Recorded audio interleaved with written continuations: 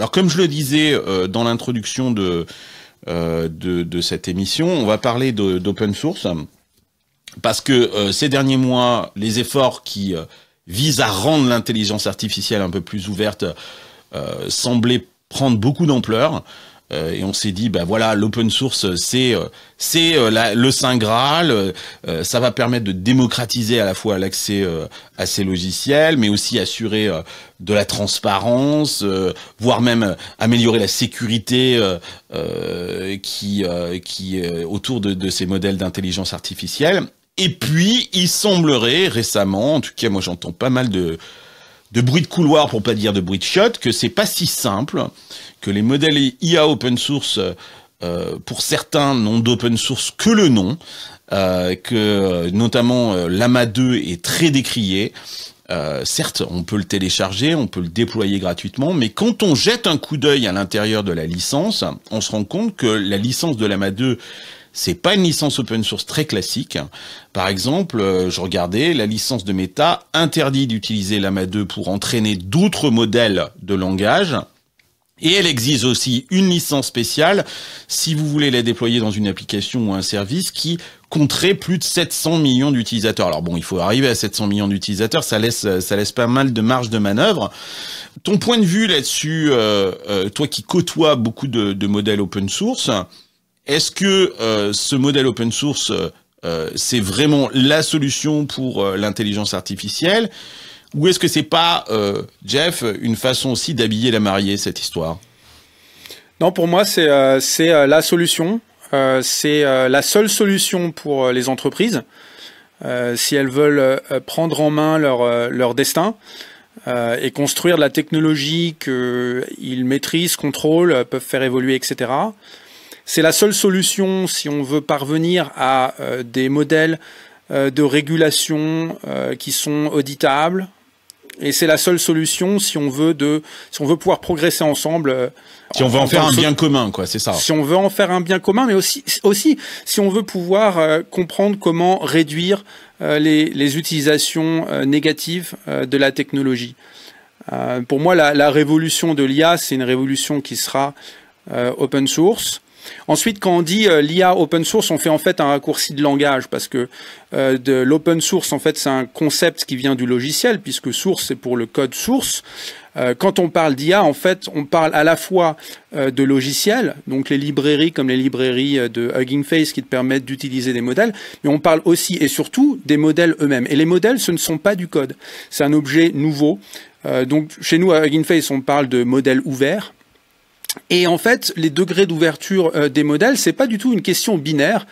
Il y a tout un gradient. D'ailleurs, une chercheure talentueuse chez nous qui est une sommité du domaine, Irène Soleiman, a publié un papier qui est vraiment excellent, qui est un papier de vulgarisation, c'est assez facile à lire, c'est 10 pages, qui explique et propose un cadre pour qualifier en fait les différents degrés d'ouverture qu'on peut faire des modèles. Et dans ces degrés d'ouverture, alors il y a les modèles complètement ouverts où on a mis à disposition les jeux de données qui ont fait l'entraînement, où on décrit tous les enseignements et tous les principes de construction du modèle et in fine, effectivement, on met à disposition les poids, donc le modèle lui-même, sans restriction d'utilisation attachée.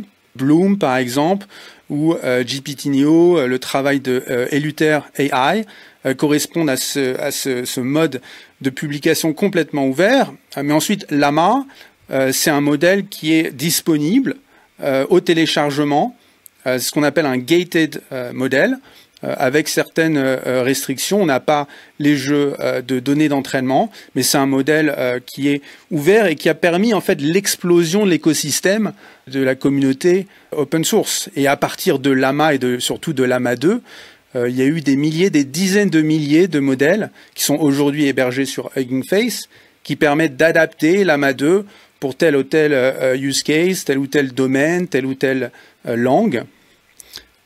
Et donc jusqu'à concurrence de 700 millions d'utilisateurs. Après, il faudra demander la permission de pouvoir continuer à utiliser les licences auprès de Facebook. Oui, cette limitation, en fait, c'est tout simplement une manière de ne pas le mettre à disposition des concurrents. De TikTok. Donc, on parle des GAFA. C'est ça, comme dit Stéphanie. Ouais. Oui, TikTok aussi, oui. Ouais. Jeff, il y a un argument des détracteurs des modèles de l'open source, tu nous l'expliques, c'est la mise à disposition de tout un chacun de ces modèles pour fabriquer des choses par eux-mêmes. Et justement, un des arguments que j'entends de plus en plus fort du côté des détracteurs, c'est de dire que c'est laisser entre les mains des geeks et on ne sait pas qui, et notamment du darknet, une technologie qui est potentiellement ultra dangereuse. C'est un peu comme si on avait filé l'arme nucléaire à la planète entière. Ouais, alors là, il y a un petit effet épouvantail. Hein. Ouais, non, mais c'est clair. Et d'ailleurs, est-ce que cet effet épouvantail, pour toi, tu vas nous en parler, est-ce que c'est réel ou pas, est-ce que la menace est réelle? Et est-ce que tout cet effet épouvantail n'est pas finalement orchestré? Est-ce qu'il n'y a pas derrière un lobby de la part de certains acteurs pour essayer de créer cet effet épouvantail? Oui, bien sûr, et c'est pas nouveau. Hein. Je pense qu'on a vu ça tout au long de l'année dernière. Il y a eu des efforts super importants de la part des GAFA essentiellement pour structurer un petit peu la conversation autour de la réglementation des modèles. Et en fait, cette notion de risque existentiel, elle permet de justifier en fait un contrôle et un sorte de quasi-monopole que le gouvernement permettrait de mettre en place, quoi. C'est-à-dire que le gouvernement, c'est lui qui a le pied sur l'accélérateur ou le frein, et qu'à partir du moment où il y a de l'open source, il a plus ce jeu d'accélération ou de décélération, parce qu'en fait, c'est entre les mains de tout le monde, donc ils contrôlent plus rien. Et c'est un peu le discours qui est en train de leur servir sur un plateau d'argent, les GAFAM. C'est plus nuancé que ça. Mais si tu veux, la notion de risque existentiel, et je pense que c'est pas innocent que tu parlais la bombe nucléaire, parce que ça fait partie des talking points, en fait, qui sont avancés par les lobbyistes dans les conversations sur les réglementations. Non, l'open source, comme je disais au début, c'est pour moi la solution. C'est ce qui permet d'auditer la transparence de manière générale. C'est ce qui permet d'auditer, de contrôler et de contraindre un petit peu les cas d'utilisation. Donc pour moi, c'est la solution et pas le problème.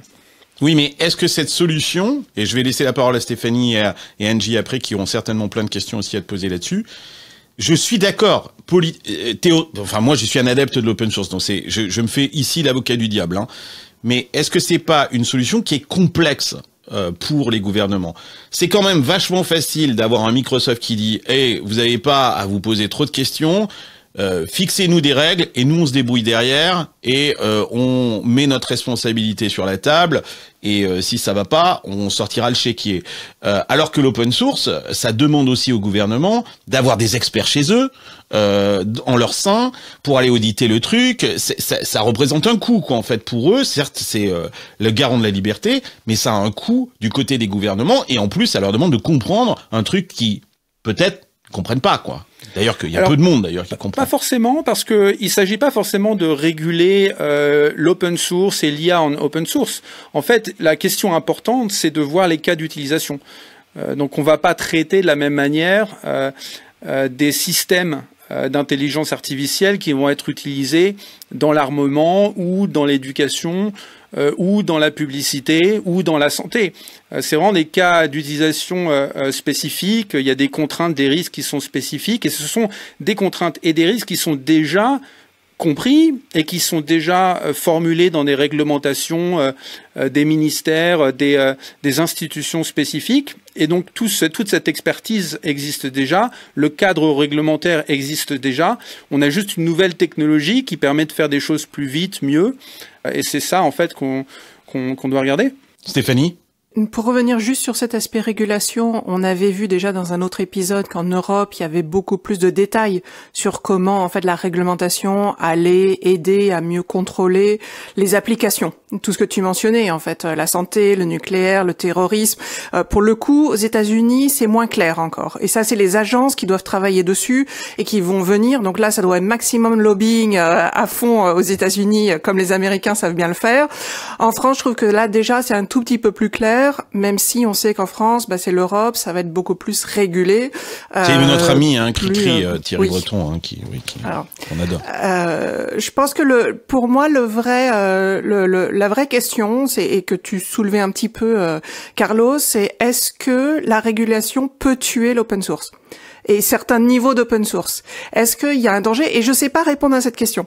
Perso, je suis pas assez dans le sujet, mais est-ce qu'il y a vraiment un enjeu, une question de vraiment tuer cette capacité d'innovation? Parce que pour moi, l'avantage de l'open source, ou de quelle que soit la forme et le degré d'ouverture qu'il y a, c'est l'innovation. La sécurité, mais c'est surtout l'innovation, et comme tu le disais très bien, ça a boosté l'innovation, le fait qu'on ait la main d'eux, c'est génial. Est-ce que la régulation peut mettre un frein à ça? Ça dépend comment elle est implémentée. Et on parlait tout à l'heure d'efforts de lobbying. Hugging Face, on veut porter la voix de la communauté open source, de la communauté scientifique, et on le fait. Angie, tu parlais de Clem, notre CEO. Donc Clem était au forum de Chuck Schumer pour expliquer ce qui se passe en ce moment et donner une voix à la communauté open source. Ben oui, parce que c'est ça, Jeff. L'open source, c'est génial, mais on parle avec qui dans la communauté open source? Parce que super, les gens ils parlent avec Clem. Clem, je suis certain qu'il est plein de bonnes intentions, mais le mec en Russie ou en Chine qui a téléchargé Llama 2, il en a rien à foutre à la fois de la réglementation et de Clem qu'on adore et qu'on embrasse. Mais tu vois, c'est qui a autorité finalement là-dessus? Le jeu de dupe que j'essaie d'expliquer, c'est que on a des gens comme OpenAI ou les GAFAM qui eux expliquent aux régulateurs, au pouvoir public que eux ils sont très en faveur de la régulation et que ils sont disponibles et qu'ils ont de très belles salles de réunion d'ailleurs pour recevoir tout le monde. Et que ils ont aussi beaucoup de temps et que d'ailleurs il n'y a pas de problème pour que ça prenne énormément de temps tout ça, mais qu'en échange ils sont pas prêts à ouvrir le capot. Donc ils veulent faire avancer la régulation en promettant tout un tas de sécurité. On a vu d'ailleurs Sam Altman récemment depuis Davos parler de ça sur le sujet des élections, Stéphanie. Il a eu tout un message très très rassurant sur le fait que ils allaient mettre en place une équipe. Comment s'appelle sa responsable là? Global Affaires, Policy et Global Affaires, sécurité quoi. Mais c'était une réponse très bipo quand même. On apprend de l'ancien, on met en place des quick feedback loops, mais il n'a pas répondu sur les solutions. Et puis c'était super langue de bois, et la fille en question, j'arrive pas à retrouver son nom, ça serait bien si vous retrouviez. C'est une ancienne de Facebook en fait, elle bossait chez Facebook avant, elle a fait la campagne, et c'est une proche de Biden aussi, donc elle travaillait au cabinet de Biden avant. Donc on voit comment tout ce jeu politique est en train de s'organiser aujourd'hui entre ces gens-là, OpenAI, le gouvernement, etc. Mais ils ne veulent pas ouvrir le capot puisqu'on a bien compris qu'OpenAI n'avait de open que son nom, quoi.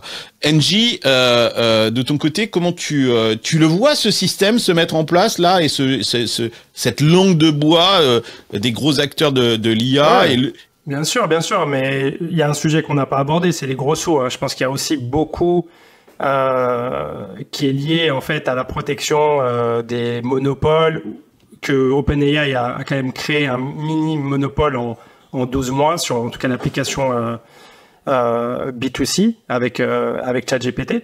Et donc ils sont, que ça soit Microsoft, Google, alors Facebook un peu joue sur les deux tableaux comme on le disait, mais je pense qu'il y a vraiment la volonté de aussi protéger leur business model. On en parlait un épisode récent sur la search de Google. Typiquement, c'est un business à des centaines de milliards. Donc, ils ne veulent absolument pas qu'il y ait des modèles concurrents qui se créent. Et on voit très bien que l'IA, c'est une des choses qu'elle disrupte en premier, c'est le search. C'est la façon dont on accède à l'information, dont on la retrieve, etc. Donc, moi, je pense qu'il y a une affaire de gros sous dedans. Et après, de comment je le vois d'un point de vue bataille, entre guillemets, moi, je suis intéressé par la dynamique que ça crée en tant que start-up. Ce qui est super intéressant, c'est que le closed source motive l'open source et l'open source motive le closed source. Et en fait, j'ai l'impression qu'on va beaucoup plus vite. GPT. On a besoin des deux, alors. Ouais, on a absolument besoin des deux. Parce que les applications commerciales sont beaucoup plus faciles à utiliser off the batch, tu vois, quand ça sort, tu prends l'API d'OpenAI, c'est vrai que c'est facile à intégrer, etc. Dès que tu veux scaler, dès que tu as des sujets privacy data, tu as des sujets applicatifs très précis, là, tu commences à regarder des modèles open source, tu regardes Mistral, tu regardes Llama, etc. Et il y avait un exemple qui était super, c'était GPT-4 Vision, qui est sorti, je crois, fin septembre ou début octobre. Et tu as 5 jours après un truc qui s'appelle Liava et qui fait 95% la même chose, quoi. Et qui, lui, est open source. Et qui était open source. Et en fait, je trouve que ça, c'est vraiment intéressant, cette dynamique de se tirer un peu la bourre. Et je pense que d'un point de vue régulation, ou en tout cas contrôle de l'innovation néfaste du hacker russe, justement, si on met de la régulation trop forte sur l'open source, l'innovation qui sera positive ou saine, entre guillemets, elle va prendre énormément de retard. C'est-à-dire que toutes les startups qui sont bien, enfin, je pourrais dire bien pensantes, parce que c'est un grand mot, mais qui ont envie de faire du bien dans le monde, quoi, et qui n'ont pas envie de, je sais pas, d'attaquer des élections, etc., elles vont se mettre à faire des semaines d'audit, de licensing, etc., comme on a en fintech, comme on a dans plein de trucs, et l'innovation va en pâtir. Et en fait, c'est là où on va prendre du retard par rapport aux innovations néfastes qui, elles, ils ont fait tout dans leur coin. Ils n'en ont rien à faire de la réglementation. Bien sûr. Et puis, ils auront hacké, de toute façon, il y aura eu des fuites de chez OpenAI, de chez Facebook ou autre. Ils auront pu recréer des choses néfastes, quoi. Donc, voilà, moi, je pense que c'est super important de défendre. Et puis, en plus, c'est beaucoup trop tôt. On ne sait même pas qui sont les vainqueurs en termes de modèles, en termes de... Ah non, mais ça c'est clair, on est encore dans la course à l'échalote. Exactement. Justement, sur l'histoire de l'argent, parlons d'argent. Ça c'est une question que je me suis posée en préparant cette émission. On se rend compte que, comme le dit Engie, effectivement, pour lancer une société dans le domaine de l'IA et fabriquer un LLM et le proposer sur le marché, il faut énormément d'argent. C'est difficile de concurrencer aujourd'hui les GAFAM parce que les frais d'infrastructure sont colossaux. On sait que OpenAI a levé énormément d'argent auprès de Microsoft, mais beaucoup de cet argent, c'est en fait du crédit pour faire tourner l'infrastructure de Microsoft pour son modèle. En plus, travailler avec le régulateur, ça demande des ressources particulières. Il faut des avocats, il faut des experts, et il faut les payer. C'est souvent des gens qui coûtent énormément d'argent. Ça prend en plus beaucoup de temps, donc il faut les payer cher et longtemps. En plus, on se voit maintenant, on en a parlé d'ailleurs dans Silicon Carnet, que les médias contre-attaquent et disent vous pouvez pas utiliser nos data, ou alors il faut que vous nous payiez quelque chose. Et d'ailleurs, OpenAI ouvre le chéquier et commence à faire des deals à droite à gauche. Bon, le New York Times, ça les a pas empêchés de les mettre devant les tribunaux. Donc, comment est-ce que fait l'open source par rapport à ça? L'open source, elle est financée comment? Alors bon, certes, on parle de Mistral, ils ont levé pas mal d'argent, mais beaucoup moins en comparaison des modèles propriétaires. Comment est-ce que l'open source, dans ce contexte-là, d'infrastructure, de régulation et de paiement de licences pour avoir accès à des datas, peut rivaliser avec des sociétés propriétaires? Je dirais que toute la magie de l'open source, c'est de permettre aux entreprises de manière très efficace d'utiliser ces modèles préentraînés comme Llama 2, comme Mistral, et ensuite de les adapter à leurs données de manière très efficace. Donc avec 10 €, 100 €, tu vas pouvoir prendre un Llama 2, un Mistral, et ensuite y ajouter tes propres données avec des nouvelles techniques comme les adapteurs, Parameter Efficient Fine Tuning, etc. Enfin tout ça c'est facilement disponible via les librairies open source. Tu peux entraîner un modèle spécialisé pour ton cas d'utilisation. Alors c'est vrai que pour créer ces modèles préentraînés de base, il y a un effort qui est colossal, qui a tendance à augmenter en budget, en taille de jeu de données, etc. Mais en fait, c'est toute la valeur et l'importance de ces modèles de base préentraînés qui aujourd'hui sont fournis par Meta, par TII qui a créé Falcon, par Mistral qui a créé Mixtral, qui permettent à l'écosystème en fait de développer des milliers, des dizaines de milliers, des centaines de milliers de dérivatifs. D'ailleurs, tu parlais de la licence de Llama. Llama te permet de créer une adaptation à partir de Llama avec n'importe quel type de données.